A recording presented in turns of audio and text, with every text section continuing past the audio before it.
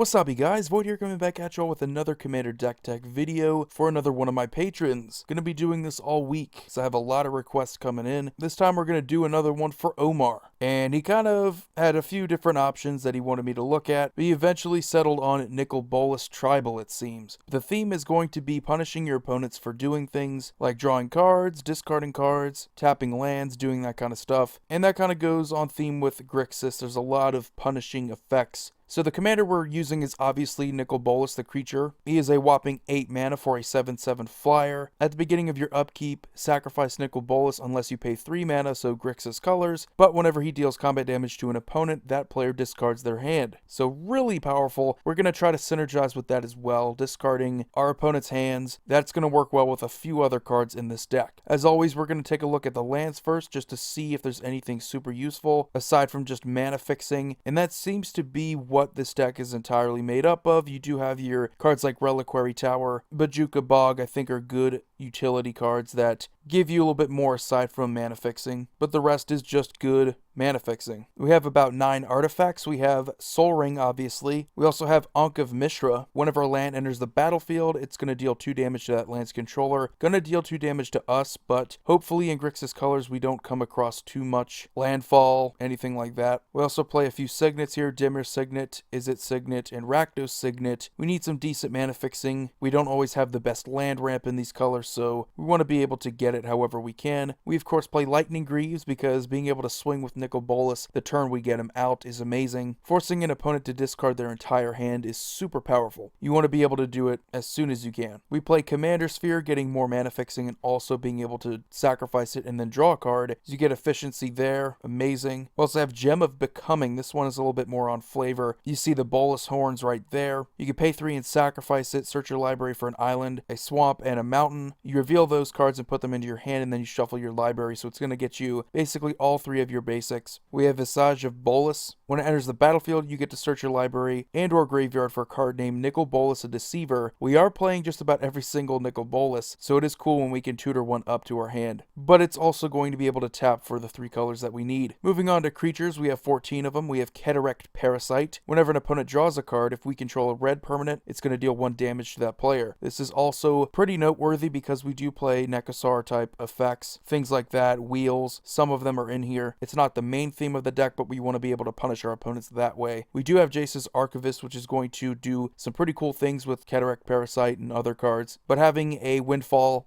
on an activated ability, really awesome. Vial Smasher the Fierce. Now you're starting to see some of the flavor of this deck. Being able to burn our opponents out with Rakdos and deal with other wheel and deal type of things is going to be what this deck is trying to do. We play Disciple of Bolas primarily for flavor, but it does actually work out pretty well with some other cards in the deck. Being able to draw X cards and gain X life, and it doesn't hurt that it has Bolas in the name, so Bolas Tribal, there you go. Cast Dissident Mage actually works out amazingly in this deck. We have some pretty awesome instants and sorceries. Being able to recast one from our graveyard is amazing. Solemn Simulacrum, don't always have the best consistency in these 3 colors, so getting a land from our deck is never a bad thing, and when it dies we get to draw a card. We have Tree of Perdition because this deck is all about punishing our opponents. Why not just set someone's life total to 13 and you also get a pretty good blocker. Nekasar the Mind Razor works out perfectly in this deck. Giving everyone extra card draw is kind of bad, but when you can punish them for it by dealing 1 damage to them for each card they're drawing, it's going to work even better when you have Cataract Parasites, when you have other things that are going to punish them as well. We have the Scarab God. Another request of his was that we do play some more Nicol Bolas themed cards rather than just on a theme of punishing our opponents with damage. So the Scarab God as well as the Scorpion God and the Locust God are in here, but they're all going to have some sort of utility purpose. This one is going to work out well, exiling creatures and basically giving you a token of that creature. The upkeep trigger is somewhat relevant, but not a bad creature. When they die, they come back to your hand at the beginning of the next end step, so that's pretty sweet. Scorpion God's just going to work with -1/-1 counters. Probably the worst one, but still another pretty decent creature. When it dies, it comes back to your hand. That was what I was referring to with Disciple of Bolas. You can just sacrifice one of those, and then it comes back at the beginning of the next end step. Massacre Worm is going to be pretty brutal. Enters the battlefield -2/-2 to all of your opponent's creatures until end of turn, and then whenever a creature an opponent controls is put into a graveyard from the battlefield, that player loses 2 life. So if you have have any way later on in the game just board wiping all of their creatures, regardless of whether or not they're going to die from the -2/-2, are going to have their controller lose 2 life. So that is pretty deadly. We have Sire of Insanity. This one works out pretty well with Nicol Bolas. We want them to discard their hands. We don't want them saving up anything, counter spells, stuff like that, any combos. They're going straight to the graveyard. We're not having any of that. Then we have the Locust God. Whenever we draw a card, you get to create a 1/1 blue and red insect creature token with flying and haste, and also has a pretty sweet activated ability where we can just draw and then discard, so that we're going to get a token that way as well. This one is probably the best alone outside of any sort of strategy built to synergize with the Locust God, because you're going to be drawing cards, and chances are there's going to be a lot of ways that you can draw a lot of cards, even outside of just playing a ton of wheels. So you're getting advantage flying tokens off of the Locust God, and you have a way to draw more cards. It's just fantastic. And then we wrap up the creatures with a good old Karavek the Merciless. This guy is fantastic. I love him as a commander. I think he's awesome as one of the 99 in this type of deck. Whenever an opponent casts a spell, he's going to deal damage to target creature or player equal to that spell's converted mana cost. He's super political. He's amazing because it doesn't necessarily have to be the same player that you target with it that casts that spell. You could hate on another player, you could hate on another player's creature, you could collude with other people. He's fantastic. Now, as mentioned before, we do have all 3 of the Nicol Bolas Planeswalkers. We have Nicol Bolas God Pharaoh, Nicol Bolas Planeswalker, and Nicol Bolas the Deceiver. I still have my own preference of Nicol Bolas Planeswalker. I think he's the most straightforward and easily the best, but I think the God Pharaoh's ult is amazing. Exiling all non-land permanents your opponent's control is pretty deadly, but with all 3 of these, you're just getting amazing pluses, decent minuses, and ults that are likely going to put you way ahead in the game. And if you have any way of protecting these 3 guys, you're likely going to win the game anyway. And the cool thing about it is that you can have more than one of these on the board at the same time. Before the Planeswalker updated rule, you could only just have one Nicol Bolas Planeswalker at a time, but now it's changed to the point where you can have 2 of these, so long as they don't have the same exact name. Moving on to our enchantments, we have 17 of them. Bloodchief Ascension. Whenever a card is put into an opponent's graveyard from anywhere, if Bloodchief Ascension has 3 or more quest counters,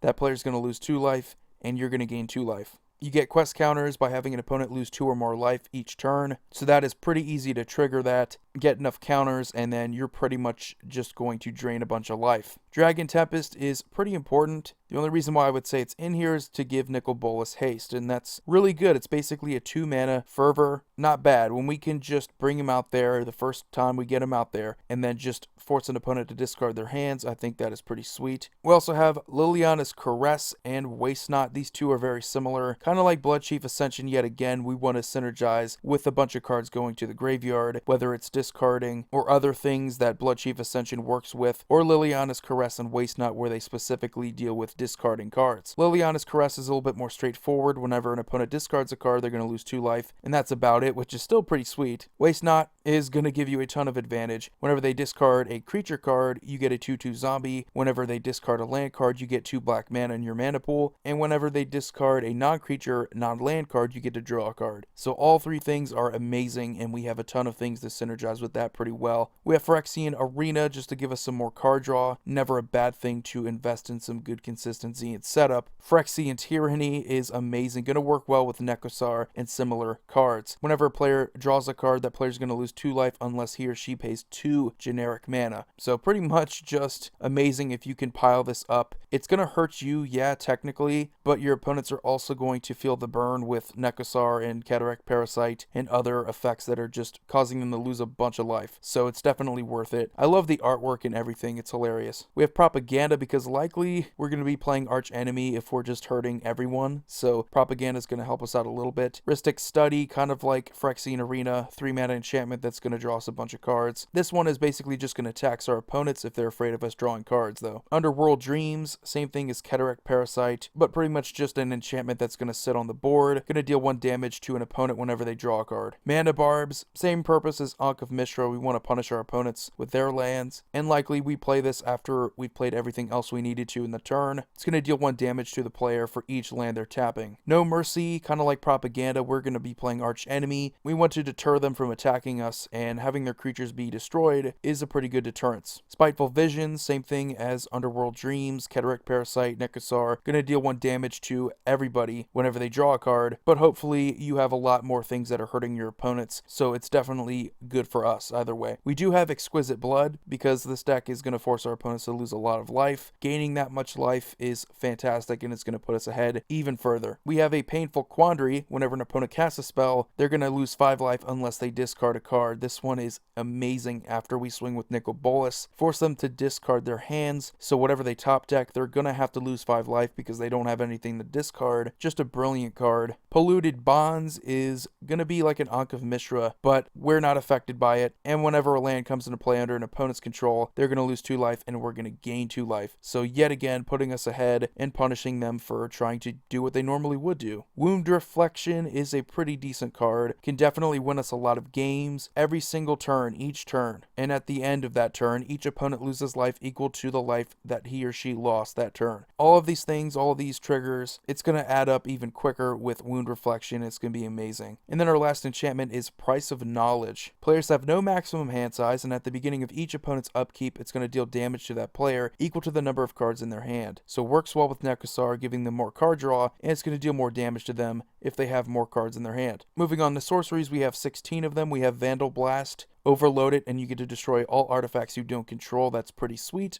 Demonic Tutor is in here just to get us whatever we need. Whatever way we want to try to win, Demonic Tutor makes it easier for us. We have Exsanguinate and Torment of Hailfire, the 2 X-costed spells of the deck. Both are pretty sweet. Exsanguinate is likely going to win us the game when we cast it, because hopefully we can dump a lot of mana into X. If not, we're going to be put ahead significantly. Torment of Hailfire is perfect for this deck. Synergizes perfectly. You see Nicol Bolas right there, obviously. Going to make our opponents choose between their life, their non-land permanents, and the cards in their hands, so very good. We also have a Wheel of Fortune. It is pretty expensive, so if you have better budget options, you could definitely go for that, but we do need at least 1 red wheel in here, and I think that Wheel of Fortune works out pretty well. We do have Nekasar, we have Cataract Parasite. We want to benefit from them drawing a bunch of cards and taking a lot of damage off of that. And we also have Windfall for the exact same reason. It has the potential to draw our opponents a lot more cards because it's off the highest hand total, so they could be drawing more than 7. We have Damnation, Black Wrath of God. Disrupt Decorum is perfect for this deck because, again, we're likely going to be targeted out, hated on. Forcing our opponents to attack each other is exactly what we want to do, and it's going to make them hurt even more. Whispering Madness, basically another Windfall, but it has the Cipher, so if we want to exile it onto Nicol Bolas or something like that, we can then get more Whispering Madness triggers, get more card draw, and it doesn't really hurt that we have Liliana's Caress type effects. We have Crux of Fate, a little bit more for flavor. As you can see, Ugin and Nicol Bolas got into that little fight there, and it's going to help us destroy all non-dragon creatures. Hopefully we have the only dragon in Nicol Bolas, but if not, it's still good because it can destroy all dragon creatures also. We have Dark Intimations. Each opponent sacrifices a creature or planeswalker, then discards a card. You return a creature or planeswalker card from your graveyard to your hand, and then you draw a card, so you get a ton of advantage there. And when you cast a Bolas planeswalker spell, you exile Dark Intimations from your graveyard, and then that Nicol Bolas planeswalker is going to enter the battlefield with an additional loyalty counter on it. So you get a ton of value if you're playing Bolas Tribal, which is exactly what you want to do anyway. Dark Intimations is just going to make it even easier for you. Hour of Devastation specifically hates on non-Bolas planeswalkers because it deals 5 damage to each creature and each other planeswalker not named Bolas, and all creatures lose indestructible as well until end of turn. So there's a lot of potential with this card, and you're likely going to wipe the board. We have Slave of Bolas. It's basically an act of treason, but you don't have to give that creature back. You just sacrifice it. So as far as flavor goes, it serves its purpose pretty well. Cruel Ultimatum, yet again going to serve its purpose pretty well on flavor. Target opponent sacrifices a creature, discards 3 cards, and loses 5 life. You return a creature card from your graveyard to your hand, draw 3 cards, and then gain 5 life. So it's basically like the reverse for you. You get a ton of advantage. You punish someone significantly. Then we have Decree of Pain.